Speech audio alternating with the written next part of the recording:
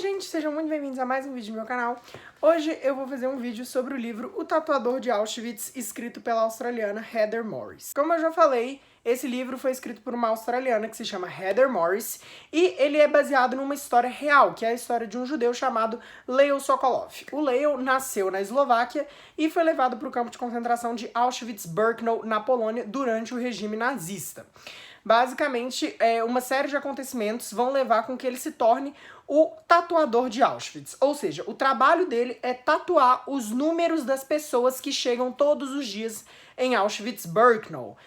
Basicamente, todas as pessoas que chegavam e que eram selecionadas para ir trabalhar, né, que não eram selecionadas para morrer direto, elas recebiam um número, elas eram tatuadas com um número, e o Leo era o responsável por fazer essa tatuagem. E basicamente esse trabalho trouxe alguns privilégios para eles que outros prisioneiros não tinham. E não só trouxe privilégios, como também fez com que ele criasse uma rede de contatos, como que ele criou uma rede de conexões dentro do campo. Então, assim, ele tinha contato com alguns trabalhadores que não eram nem do regime nazista e nem eram prisioneiros, eles só iam lá trabalhar em Auschwitz mesmo. Ele criou contato com os ciganos, porque ele acaba vivendo junto com os ciganos, né? Vale lembrar que os judeus não foram o único grupo perseguido durante o Holocausto. Ele também cria uma conexão com um dos soldados específico alemão lá, que era o soldado que era responsável por vigiar ele, né, que era o responsável por acompanhar o tatuador. Ele também vai criar uma rede de conexões ali com algumas mulheres, com outros prisioneiros, com um prisioneiro específico, que é o Leon, e é basicamente isso. Isso tudo serve de contexto para a real trama do livro, que é o namoro entre o Leo e uma outra judia que estava lá presa, que é a Dita.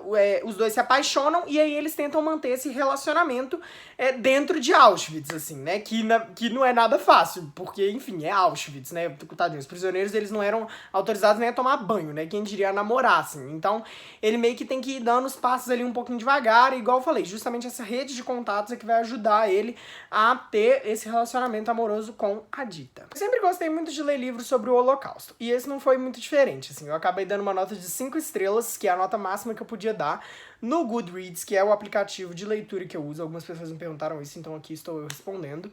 E basicamente, eu gostei muito desse livro, assim, eu realmente achei que ele foi muito bem escrito, achei que a história foi muito bem contada, assim, eu sofri junto com os personagens, eu amei junto com os personagens, eu realmente me conectei com os personagens, assim, tipo, às vezes a reação que eu tinha quando eu tava lendo era parecida ou até às vezes igual à reação que o personagem tinha na hora da cena.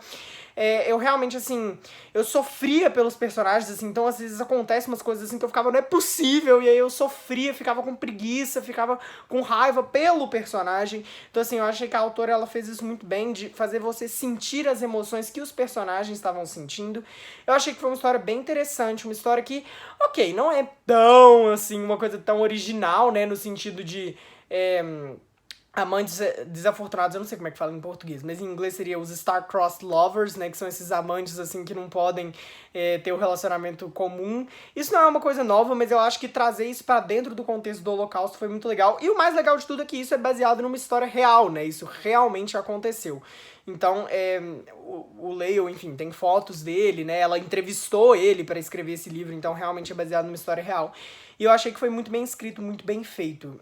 Assim, 5 estrelas é um livro perfeito, não tem muito o que falar. Entretanto, tiveram algumas coisas que eu acho que valem a pena ser ressaltadas nesse livro, porque elas foram diferentes de outros livros que eu li sobre o Holocausto e que eu acho que fazem esse livro ainda mais especial.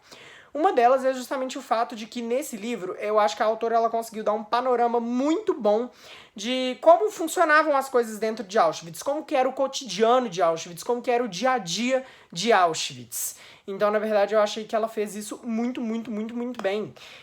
Na verdade, assim, a gente descobre... Porque, assim, todo mundo acha que tem uma noção do que acontecia dentro dos campos de concentração, né? Todo mundo meio que sabe o que acontecia lá dentro. Porém, eu acho que eu, pelo menos, nunca tinha tido contato, assim, com um texto ou com alguma coisa que trouxesse uma imagem muito concreta, muito bem estruturada do que era esse campo de concentração, né? Do que era Auschwitz. E eu acho que esse livro fez muito bem. Então a gente meio que conhece várias coisas. A gente conhece os blocos onde os prisioneiros dormiam, a gente entra dentro das câmeras de gás, a gente vai nas câmeras de tortura onde os personagens, assim, né, onde as pessoas lá em Auschwitz, onde alguns judeus eram torturados, a gente visita os lugares onde as pessoas eram tatuadas, visita os lugares de trabalho, né, as zonas de trabalho, os campos de trabalho. Tem uma menção muito rápida, porém não é esquecida no churrasco, assim, essa parte. Eles mencionam muito rapidamente os experimentos científicos que os nazistas faziam com os judeus, né, que muitos dos judeus acabaram sendo utilizados para experimentos totalmente cruéis e totalmente desumanos, assim, com eles. Então tem uma menção muito rápida a isso. Eu gostei muito que ela também falou muito sobre os outros grupos que não eram necessariamente judeus, mas que também estavam lá nos campos. Então fala sobre os ciganos, a gente conhece alguns dos alemães, alguns dos nazistas, a gente conhece profundamente, não profundamente, mas tipo, a gente conhece melhor algumas dessas pessoas, né, desses soldados. A gente conhece também, igual eu falei, os trabalhadores, que não eram nem nazistas, nem judeus, que eram pessoas que simplesmente iam trabalhar lá em Auschwitz, e que, enfim... É isso, assim, eu achei que a obra, ela conseguiu dar esse panorama geral de como que era Auschwitz, de como que era um campo de concentração. A gente visita outros campos de concentração, além de Auschwitz. Tem um pouquinho ali, tipo, bem no final, tem um pouquinho de Os Meninos que Enganavam Nazistas, que tipo, pra quem não sabe, é um outro livro que fala sobre o Holocausto, também baseado em uma história real. E nos Meninos que Enganavam Nazistas, basicamente, a gente não entra dentro dos campos de concentração. Fica o tempo inteiro eles fugindo e eles tentando escapar dos alemães e tal. E no final desse livro tem um pouquinho disso, assim. Eu não vou contar o porquê, porque senão eu vou dar spoiler, mas... basicamente isso, tem um pouquinho dessa coisa deles fugindo e tal, e eu acho que tudo isso foi muito bem feito, assim, foi um diferencial muito grande. Um outro diferencial que eu gostei bastante foi o fato de que a autora, ela fez uma coisa que eu nunca tinha visto uma pessoa, quando escreveu o livro sobre o Holocausto, fazer, que foi que ela plantou uma sementinha para outro livro. Por quê? Uma das personagens desse livro é a Silka. A Silka, ela é uma amiga da Dita e ela acaba sendo subordinada a ser uma escrava sexual de um dos caras lá que comandava Auschwitz. Basicamente esse foi o que aconteceu com ela. E depois, mais pra frente, acontecem umas outras coisas com ela, que eu não vou falar também pra não ir dando muito spoiler, mas basicamente a gente tem um livro pela mesma autora, escrito pela mesma autora, que se chama Silka's Journey, que obviamente já tô com muita vontade de ler, e que é basicamente o que aconteceu com a Silka, tipo, durante o campo de concentração e também depois, né, que eles saem de Auschwitz. Então, todos esses diferenciais, assim, eu acho que fizeram esse livro se destacar em comparação com os outros sobre o Holocausto que eu já tinha lido. Uma coisa que esse livro trouxe de muito interessante pra mim foi uma realização sobre o Holocausto. Porque, assim, eu já tinha lido muito sobre esse assunto, já tinha realmente explorado bastante esse tópico. E uma coisa que eu já tinha ouvido várias pessoas falarem, na verdade, é que o Holocausto, se você for buscar uma definição pra ele, você tem que buscar... você diria que o Holocausto são histórias. Isso, tipo assim, isso não é uma coisa tipo, que uma pessoa em específico falou. Assim, se você for em qualquer museu do Holocausto, você vai ver que eles vão dar mais ou menos essa definição, falar que são histórias. E eu acho que esse livro trouxe muito bem isso. Assim, porque é o seguinte, porque ela não conta só a história do Leo, ela conta a história de vários outros personagens. E como se não bastasse isso, ela também vai colocando, ela é a autora, tá? Ela vai colocando, tipo, as datas, assim, que as coisas vão acontecendo. Então, por exemplo, sei lá, março de 1943. Não sei nem se essa data tem no livro, mas, tipo, falando assim, hipoteticamente, né? E aí eu acho que é legal porque você vai pensando, nossa, ao mesmo tempo que tava acontecendo isso com o Leo, tava acontecendo tal coisa com a Anne Frank, tava acontecendo tal coisa com o menino dos meninos que enganavam nazistas, tava acontecendo tal coisa com outro personagem de outro livro sobre o Holocausto que eu li. Então, assim, eu acho que é muito interessante você perceber que, na verdade, tudo isso aconteceu ao mesmo tempo. Foi tudo isso ao mesmo tempo, assim, como que uma pessoa, ou no caso, um regime, né, que foi o regime nazista, conseguiu alterar a vida de literalmente todo mundo na Europa, entendeu? Eu acho isso chocante, assim, impressionante, uma coisa que realmente a gente tem que prestar atenção. Então, esse livro, acho que foi a primeira vez que eu tive essa realização sobre o porquê que as pessoas falam que o Holocausto, na verdade, são histórias. Coisa que eu acho que é legal de falar é o seguinte, isso tudo aqui não é a história, tá? Tem uma boa parte do livro que são informações adicionais, relatos da autora, relato do filho, do Leo e da Dita, porque, enfim, né, se ele deu uma entrevista pra ela, obviamente ele saiu de lá vivo.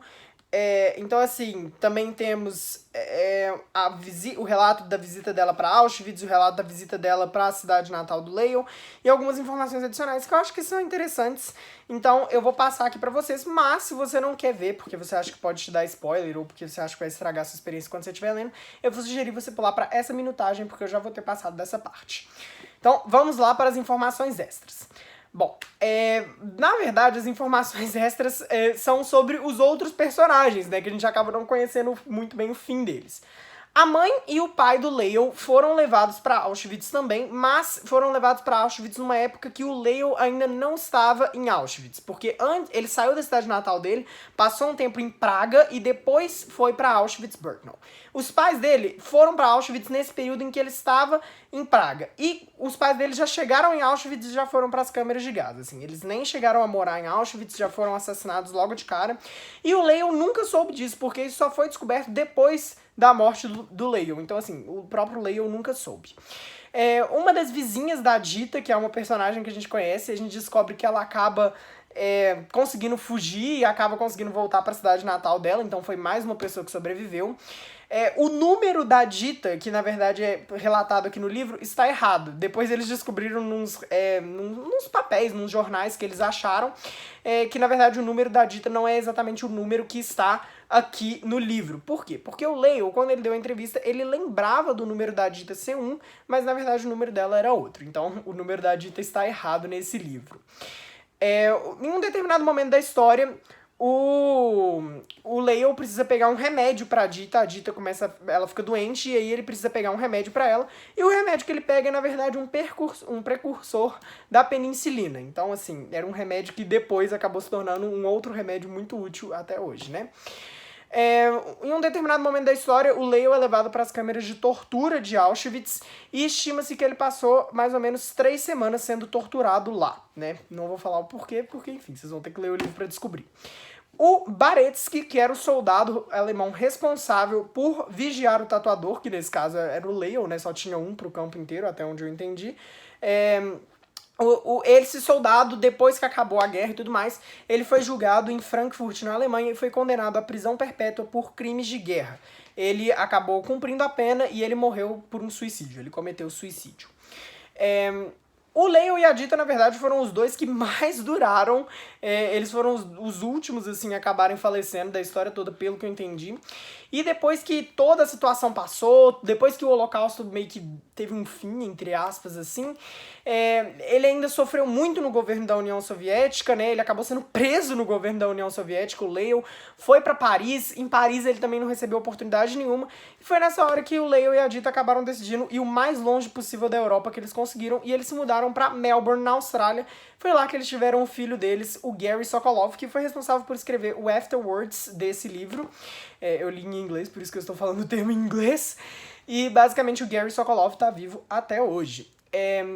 E a Silka, o que acontece é que é o seguinte, a Silka, depois que Auschwitz acaba, assim, né, e depois que meio que o Holocausto acaba, ela foi julgada como cúmplice do Holocausto. Assim, não entendi nada também desse julgamento, assim, porque ela era meio que uma escrava sexual lá do cara que comandava Auschwitz, e ela foi julgada por ser cúmplice, então não entendi nada. Enfim, o que eu sei é que a pena dela foi que ela foi levada para os campos de trabalho na Sibéria. E, até onde eu entendi, o Silka's Journey vai focar bastante nessa parte, vai focar bastante com o que aconteceu com ela nos campos de trabalho lá na Sibéria. Então, temos que ler para descobrir. O vídeo já tá longo, eu não quero me estender muito mais, mas uma coisa que eu queria falar antes de terminar é que, bom, o Holocausto, eu sempre gostei muito de ler livros sobre o Holocausto, sempre gostei de estudar muito sobre o Holocausto, porque eu acho que é uma coisa que deve ser estudada. Mas, acima de tudo, eu acho que a gente deve aprender muito com os alemães nesse sentido da educação.